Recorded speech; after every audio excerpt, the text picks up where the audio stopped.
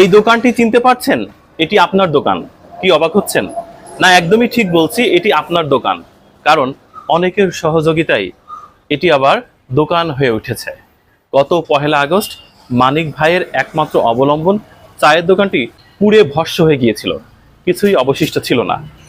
আমরা একটা প্রতিবেদন তৈরি করেছিলাম, অনেকেই প্রতিবেদন দেখেছেন, মানিক ভাইয়ের সাথে যোগাযোগ করেছেন, তাকে হেল্প করেছেন। সেই জায়গাটায় আবার নতুন একটি দোকান হয়েছে। এই দোকানটি তাই আপনাদের। আমরা কৃতজ্ঞতা জ্ঞাপন করছি যারা একটা ভালো মানুষের চরম দুঃসময়ে পাশে ছিলেন, সাথে ছিলেন, শক্তি, সাহস এবং আর্থিক সহযোগিতা দিয়ে এই দোকানটি আবার দোকান করে তুলেছেন। এটি তাই আপনাদেরই দোকান। হারিয়ে যাওয়া থেকে আপনারা আবার আমার উঠে দাঁড়ানোর জন্য একটা ব্যবস্থা করে দিয়েছেন। আমি তো শেষ হয়ে গিয়েছিলাম, আপনাদের সহযোগিতা ভালোবাসার কারণে আবার আমি উঠে দাঁড়িয়েছি। এই যে আপনাদের দোকান, এ দোকান আমার একার দোকান না, আপনাদের সবার দোকান। এখন আমি দোকানটা রেডি করেছি, আপনারা যে সহযোগিতা ভালোবাসা দিয়েছেন, এখন দোকানে কিছু মালামাল তুলতে হবে। আর মালামাল তুলতে পারলে আমি দোকানটা স্টার্ট দিতে পারবো।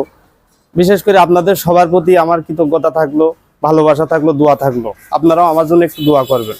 বিশেষ করে এখন আমার পুরো দোকানটাই খালি, আমি যতটুকু কিনার বা করার করে ফেলেছি।